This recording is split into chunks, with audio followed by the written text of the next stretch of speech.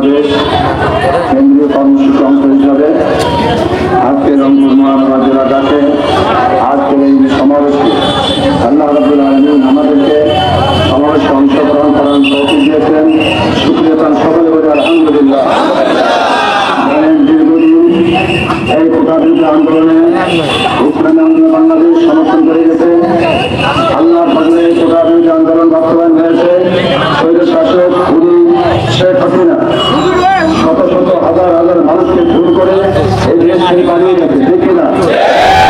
আমরা এই রংপুর মহানগর জেলার পক্ষ থেকে অন্তর্বর্তী সরকার এই যে 17 জন যে উপদেষ্টা হয়েছে, আমরা আজকের এই অন্তর্বর্তী সরকারকে অভিনন্দন জানাচ্ছি এবং আপনারা দেশের এই বিশৃঙ্খলাকে ফিরে আইন শৃঙ্খলা রক্ষা করে দেশের মানুষের যান মালের নিরাপত্তা রক্ষা করে অনন্তবিলম্বে আমাদের নাগরিকতা দাবির 1 নম্বর দাবি হলো 6 মাসের মধ্যে নির্বাচন দিতে হবে, সাধারণ নির্বাচন। কি বলেন? কারণ আমরা স্বৈর শাসককে প্রয়োগ করেছি, আমাদের একটাই উদ্দেশ্য, আমরা মানব রচিত মতবাদ বিশ্বাস করি না, মানব মতবাদ রচিত বাংলাদেশে প্রতিষ্ঠা হোক আমরা চাই না, ঠিক না? আজকে গণতন্ত্র সমাজতন্ত্র ধর্মনিরপেক্ষবাদ এটা মানব রচিত মতবাদ, আর মানব রচিত মতবাদ মানুষ মেনে নিতে পারে না, এটা প্রকৃত মতবাদ, ঠিক কিনা? ইসলামী আন্দোলন বাংলাদেশ তাদের লক্ষ্যবদ্ধ উদ্দেশ্য হল এদেশের কল্যাণময় ইসলামী রাষ্ট্র গঠন করা।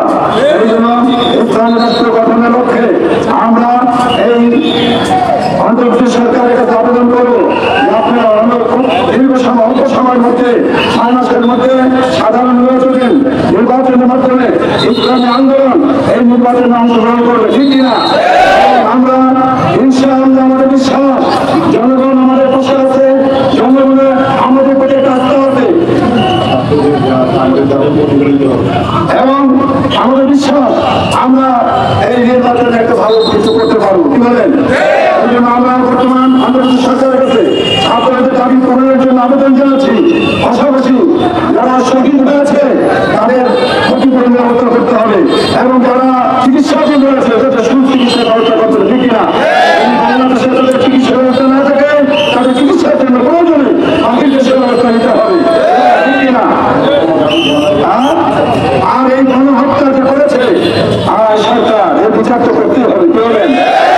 হাসিনা তুমি যেখানে যা থাকতে পারবে না, ফিরে আসতে হবে বাংলাদেশে। বাংলাদেশের মানুষ তোমার বিচার করেই ছাড়বে। আমরা চাই এই খুনের বিচার এই জন্য হোক, এই খুনের বিচার যদি হয় এবং এই খুনিকে যারা সাহায্য করেছে এবং এই খুনের তাদের যদি বিচার এই জন্য হয়, আমাদের বিশ্বাস এই জমিন আর খুন করার একটা সাহস হবে না। আজকে রংপুরের অবস্থায় শহীদ হয়েছে, আজকে তার রক্ত নিঃশ্বাস হতে দেব না, ঠিক কিনা? এই উদ্দেশ্যে তারা ছাত্র আন্দোলন করেছে, শহীদ শাসক পতন করেছে, পুলিশ শাসক পতন করেছে, এখানে যেন অন্য কেউ সুযোগ না নিতে পারে, ঠিক কিনা? আর যেন অন্যায় করেছে আর অন্যায় করার সুযোগ না পায়। এই জন্য আমাদেরকে সতর্ক থাকতে হবে, সজাগ থাকতে হবে। আমাদের ইসলামী আন্দোলন কেন্দ্রীয় কর্মসূচি যে কোনো কর্মসূচি আছে ইনশাআল্লাহ আমরা বাস্তবায়ন করবো, কি বলে? ঠিক কিনা? আমরা এদেশে শান্তি চাই, আর শান্তি ইসলাম তো শান্তি আসতে পারে না। আপনি যতই ফর্মুলা করেন না কেন, কোন ফর্মুলায় শান্তি আসবে পারে না। শান্তি আসতে পারে একমাত্র ইসলাম দিতে পারে শান্তি, ঠিক কিনা? ইসলামী আন্দোলনের লক্ষ্য উদ্দেশ্য হলো ইসলামী শাসন প্রতিষ্ঠা করা, ঠিক কিনা?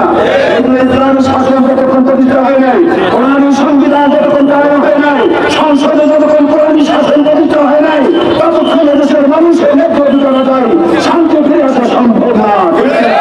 এই জন্য আজকে আমরা কেন্দ্রীয় কর্মসূচি হিসাবে আজকে সমাবেশের আহ্বান করেছে, আজকে আমরা সমাবেশ হয়েছি। এই সমাবেশ থেকে আমরা আমাদের সিদ্ধান্ত হবে, সিদ্ধান্ত আনলে যে কোনো সিদ্ধান্ত আগামী দিনে আমরা বাস্তবায়ন করবো।